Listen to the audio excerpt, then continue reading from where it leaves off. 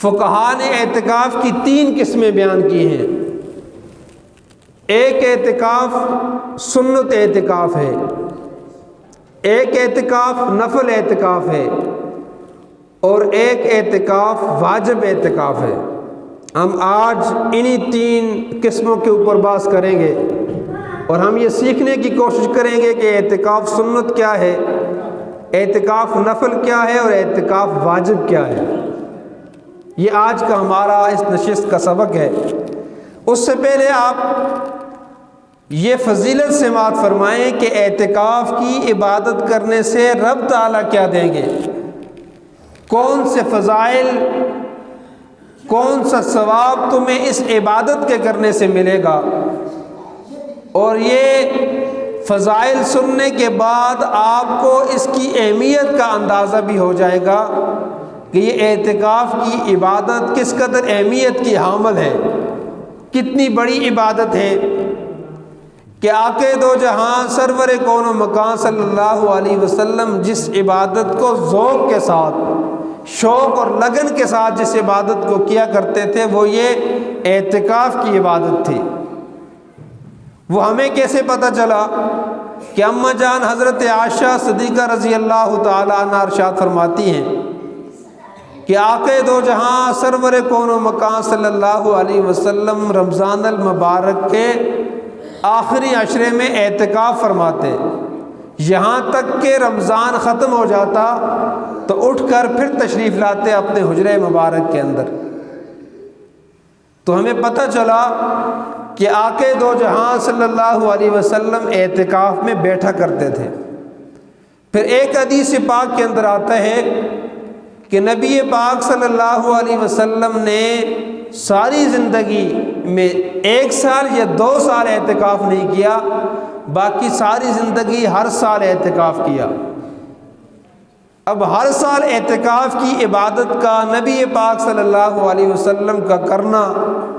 اس سے اس کی اہمیت کا اندازہ ہوتا ہے کہ یہ کس قدر بڑی عبادت ہے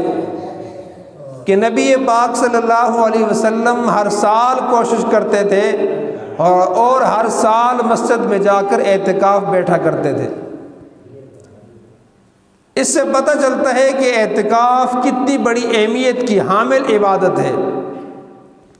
اور اس اعتکاف سے ملتا کیا ہے؟ حدیث پاک میں آتا ہے کہ اگر کوئی بندہ مومن، کوئی شخص 1 دن کا اعتکاف کرتا ہے، یا ایک روایت میں یہاں ہے کہ 1 لمحے کا اعتکاف کرتا ہے، اس کے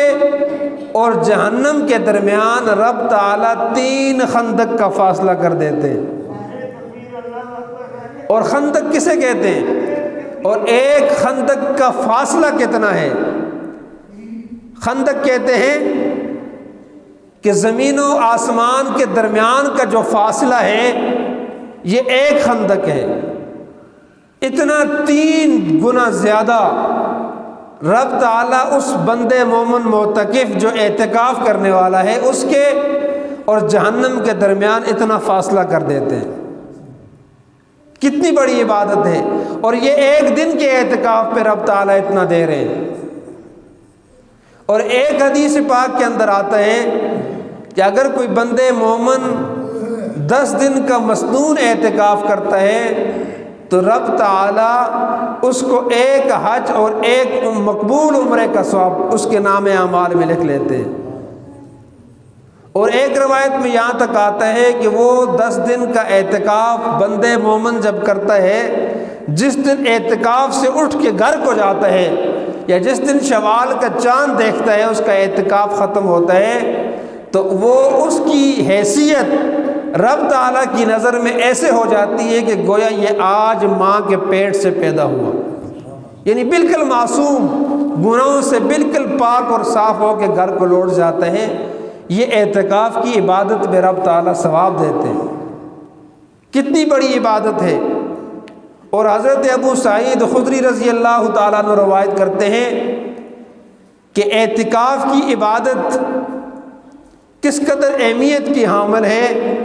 کہ آقا دو جہاں سرور کون و مکان صلی اللہ علیہ وسلم نے جب رمضان کا چاند دیکھا تو اپنے آپ کو مسجد میں مقید کر لیا مسجد نبوی میں اپنے آپ کو اعتکاف میں رکھ لیا جیسے ہی رمضان کا چاند نظر آیا۔ 10 دن گزر گئے، پھر دوسرا عشرہ شروع ہوا، وَأَوْسَطُهُ مَغْفِرَةٌ، دوسرا عشرہ شروع ہو گیا، نبی پاک صلی اللہ علیہ وسلم مسجد میں بیٹھے رہے یہاں تک کہ دوسرا عشرہ بھی ختم ہو گیا۔ دوسرا عشرہ ختم ہوا تو نبی پاک صلی اللہ علیہ وسلم جس خیمے کے اندر، یعنی جو معتکف اعتکاف والی جگہ اپنی علادہ سے بنا لیتا ہے، اس جگہ میں اس خیمے کو اٹھا کے سر مبارک باہر نکالا اور صحابہ کے مجمع میں اعلان کیا کہ میں مسجد میں اس نیت سے اعتکاف میں بیٹھا تھا کہ مجھے بتایا گیا تھا کہ لیلۃ القدر رمضان میں ہے، میں نے اس کو تلاش کرنے کے لیے اور اس کو پانے کے لیے اعتکاف کی نیت سے اپنے آپ کو مسجد میں مقید کر لیا۔ ان 20 دنوں میں وہ رات مجھے نظر نہیں آئی، اب مجھے بتایا گیا ہے کہ وہ رات آخری عشرے میں ہے، لہٰذا تم میں سے جو شخص میرے ساتھ اعتکاف میں بیٹھنا چاہے تو وہ میرے ساتھ آخری 10 دنوں کا اعتکاف کر لے۔ تو اس سے پتہ چلتا ہے کہ آخری جو 10 دنوں کا اعتکاف ہے وہ مسنون بھی ہے، اور وہ اس وجہ سے بھی اہمیت کا حامل ہے کہ ان 10 دنوں کے اندر لیلۃ القدر ہے، وہ رات جو 1000 مہینوں سے زیادہ بہتر ہے، وہ رات اس آخری عشرے کے اندر ہے، اور وہ رات اس قدر بڑی رات ہے کہ اس ایک رات کو اگر تم پا لو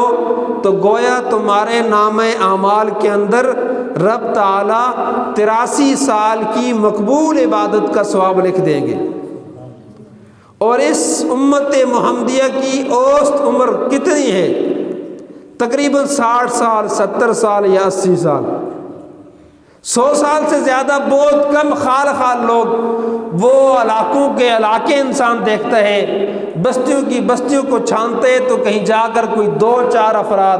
یا کوئی ایک شخص ملتا ہے تو یہ کہا جاتا ہے کہ اس کے 100 سال پورے ہو گئے یا یہ ایک صدی کا ہو گیا، وگرنہ 100 سال سے اوپر کوئی نہیں جاتا۔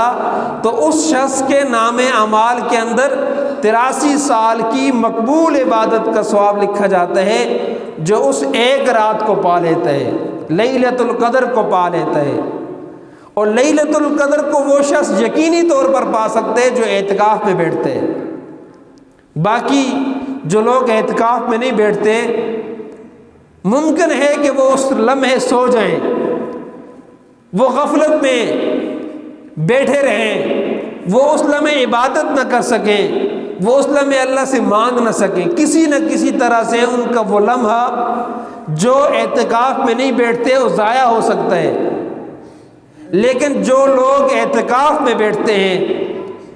ان کو بہر صورت وہ لمحہ ملے گا۔ کیسے؟ وہ اگر اعتکاف کی حالت میں بیٹھے ہیں، اعتکاف کی حالت میں وہ اگر سو بھی گئے،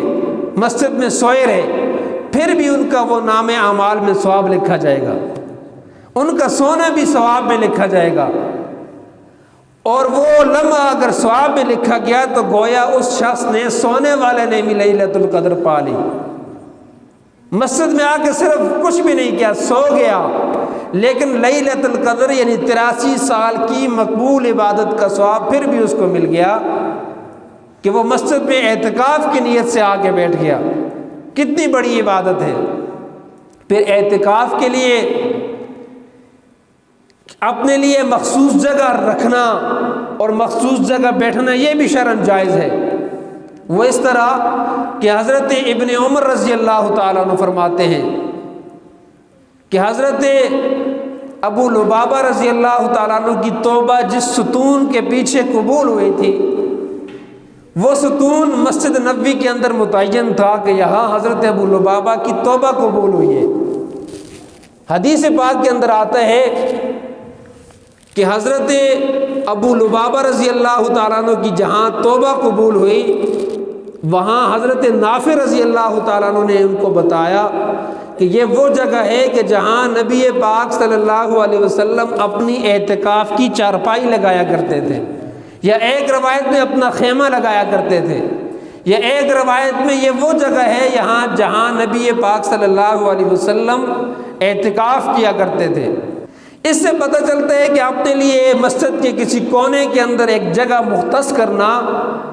اعتکاف کے لیے یہ بھی شرعاً جائز ہے۔ ویسے پوری مسجد ہی معتکف کے لیے اعتکاف والی جگہ ہے، وہ مسجد میں نہ بھی وہ چادر لگائے ویسے بھی بیٹھ سکتے ہیں، لیکن یکسوئی کے لیے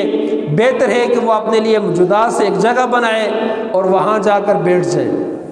پھر اعتکاف کے اندر اعتکاف کی قسمیں کتنی ہیں؟ جو شروع میں عرض کیا تھا کہ اعتکاف کی 3 قسمیں ہیں،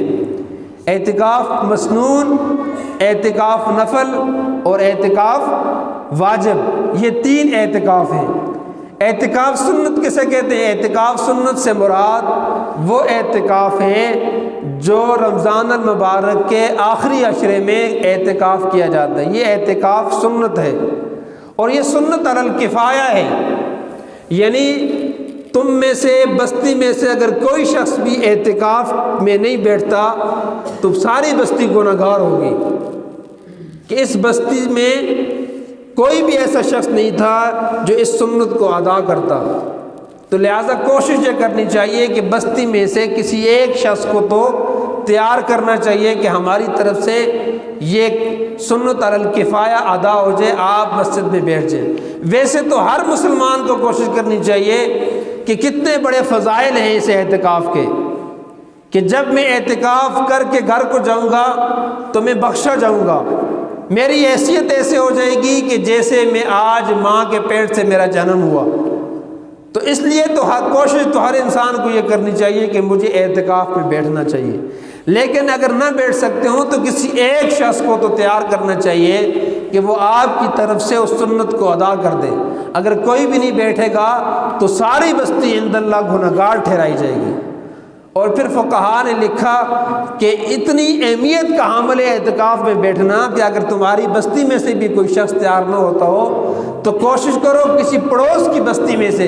کسی دوسرے بستی میں سے کسی شخص کو تیار کر کے لاؤ، منت سماجت کر کے کہ یار آؤ ہماری مسجد میں اعتکاف میں بیٹھ جاؤ۔ لیکن یہ شرم کی بات ہے کہ تمہاری بستی میں کوئی ایک شخص بھی ایسا نہیں ملا کہ وہ اعتکاف پہ بیٹھتا، تم دوسری بستی میں گئے ہو۔ لیکن فقہا نے لکھا ہے اس رب کے عذاب سے بچنے کے لیے ضروری ہے کہ پھر دوسری پڑوس کی بستی میں جاؤ، وہاں جا کے کسی کی منت کرو، سماجت کرو، لیکن کسی کو اجرت پہ، قیمت پہ، تنخواہ پہ اعتکاف پہ رکھنا یہ جائز نہیں، یہ عذر شرع ناجائز ہے۔ اجرت پہ یا مزدوری پہ کسی کو اعتکاف پہ نہیں بٹھا سکتے، لیکن ہاں اس کو ترغیب دے کے، اس کو فضائل سنا کے، اس کو اس کا ثواب بتا کے اعتکاف میں بیٹھنے پر اس کو آمادہ کیا جائے تاکہ آپ کی ساری بستی اس گناہ سے بچ جائے۔ یہ ہے سنت رمضان المبارک کے آخری عشرے کا اعتکاف، سنت علی الکفایہ۔ پھر دوسرا اعتکاف ہے نفل۔ نفل اعتکاف کہتے ہیں کہ آپ جب بھی مسجد میں آئے اور آپ نے اعتکاف کی نیت کر لی کہ نویت سنت الاعتکاف ما دمت ھذا المسجد، میں جب تک اس مسجد میں رہوں گا اعتکاف کی حالت میں رہوں گا۔ وہ اعتکاف ایک لمحے کا بھی ہو سکتا ہے، 1 گھنٹے کا بھی ہو سکتا ہے، وہ 1 دن کا اعتکاف بھی ہو سکتا ہے۔ آپ مسجد میں نماز پڑھنے کے لیے آئے اور آگے بیٹھے رہے نماز کے انتظار میں، پھر اذان ہوئی، پھر نماز پڑھی، پھر گھر گئے، یہ درمیان کا جتنا وقت گزرا یہ اعتکاف میں گزرا، یہ ہے نفل اعتکاف۔ اس اعتکاف سے تو کسی بھی شخص کو محروم نہیں ہونا چاہیے، جب بھی مسجد میں داخل ہو یہ نیت کر لے۔ جیسے ہی وہ اپنے جوتے اتارتا ہے اور اپنا دایاں پاؤں مسجد میں داخل کرتا ہے اور ساتھ دعا پڑھتا ہے اللہم افتح لی ابواب رحمتک، ساتھ یہ نیت بھی کر لے کہ میں جب تک اس مسجد میں رہوں گا اعتکاف کی حالت میں رہوں گا، تو پھر اس کے نام اعمال میں اس نفلی اعتکاف کا ثواب لکھا جاتا رہا ہوگا۔ اس سے تو کسی شخص کو محروم نہیں ہونا چاہیے، کوشش کرنی چاہیے کہ اس اعتکاف کے ثواب کو تو پا لے۔ اور پھر تیسرا ہے اعتکاف واجب۔ اعتکاف واجب کہتے ہیں کہ وہ اعتکاف جو کسی نے بطور منت کے اپنے ذمے واجب کر دیا، یعنی کسی نے یہ منت مانی کہ میرا فلاں کام ہو گیا تو میں 3 دن کا یا 10 دن کا اعتکاف کی نظر مانتا ہوں یا اعتکاف کی منت مانتا ہوں تو یہ اعتکاف اس کے ذمے واجب ہے، یہ بہر صورت اس نے ادا کرنا ہے۔ لیکن اس پر بھی دل کا ارادہ نہیں، فقہاء نے لکھا ہے جو منظور یا نظر کا اعتکاف ہوتے ہیں اس کے لیے دل کا ارادہ کافی نہیں، اس کے لیے زبان سے الفاظ کہنا بھی لازمی ہے۔ یعنی اگر کوئی شخص دل میں یہ ارادہ کر لے کہ میرا فلاں کام ہو گیا تو میں اعتکاف کروں گا، تو یہ اعتکاف اس کی منت اور نظر میں شمار نہیں ہوگا، کہ اس کے لیے الفاظ کا کہنا لازمی ہے، اور الفاظ بھی ایسے الفاظ جس سے صراحتاً یہ پتہ چلتا ہو کہ اس نے اس اعتکاف کی نظر مانی ہے یا منت مانی ہے۔ اور وہ صریح الفاظ جو فقہاء نے لکھے وہ یہ کہ وہ یوں کہے کہ میرا فلاں کام ہو جائے یا میں فلاں میری ضرورت پوری ہو جائے تو میں 3 دن کے اعتکاف کی منت مانتا ہوں، نظر مانتا ہوں، یہ الفاظ کہے، یا یوں کہے کہ میں اللہ سے وعدہ کرتا ہوں کہ میرا فلاں کام ہو گیا تو میں اللہ کو حاضر ناظر جان کے کہتا ہوں کہ میں اتنے دن کا اعتکاف کروں گا۔ یہ اس طرح کے الفاظ سے جس سے بظاہر یہ محسوس ہوتا ہو کہ واقعتاً اس نے اس بات کی نظر مان لی ہے، تو پھر کہا جائے گا کہ یہ اعتکاف واجب ہے، پھر اس کے ذمے یہ اعتکاف رہے گا، بہر صورت اس کو یہ اعتکاف کرنا پڑے گا۔ اگر وہ یہ اعتکاف نہ کر سکا تو پھر فقہاء نے لکھا ہے پھر کیا کرے، یعنی اگر اس نے یہ نظر مانی تھی کہ میں 3 دن کا یا 1 دن کا یا 10 دن کا اعتکاف کروں گا، اور یہ نظر مانی اور پھر وہ اس کے بعد نہ کر سکا اور فوت ہو گیا، پھر دیکھا جائے گا کہ یہ کتنے دن زندہ رہا۔ اگر وہ ٹھیک حالت میں، صحیح صحت کی حالت میں وہ زندہ رہا تو پھر اس کے ذمے یہ اعتکاف واجب رہ گیا، لہٰذا اس کے ورثاء کو کہا جائے گا کہ اس کی ترکے میں سے، اس کی وراثت میں سے وہ نقدی پیسے نکال کے اس کا فدیہ دیا جائے، یا وہ فدیہ کتنا ہے؟ 2.25 سیر گندم، یہ اس ایک دن کے اعتکاف کا فدیہ بھی ہے، یعنی 2.25 سیر گندم اس کے ذمے واجب ہے، واجب تھا اعتکاف اور اس نے نہیں کیا تو یہ اس کا فدیہ یہ ہے، وہ رسا پھر وہ فدیہ ادا کریں گے 2.25 سیر 1 دن کے اعتکاف کے فدیے کے طور پر۔ اگر اس نے نظر تو مانی تھی اور اپنے اوپر اعتکاف کو واجب بھی کر لیا تھا، لیکن وہ کسی ایسی مرض کے اندر مبتلا تھا جو مرض اس کا مرض وفات بن گیا، یعنی اسی مرض میں وہ فوت ہو گیا، تو پھر فقہاء نے لکھا ہے پھر اس کے ذمے اعتکاف نہیں ہے، پھر اس کے ذمے واجب نہیں ہے کہ اس نے نظر مانی تھی، اب وہ روبہ صید ہوا ہی نہیں ہے، اسی حالت کے اندر وہ فوت ہو گیا، تو پھر اس کے ذمے اعتکاف نہیں ہے، واجب نہیں ہے۔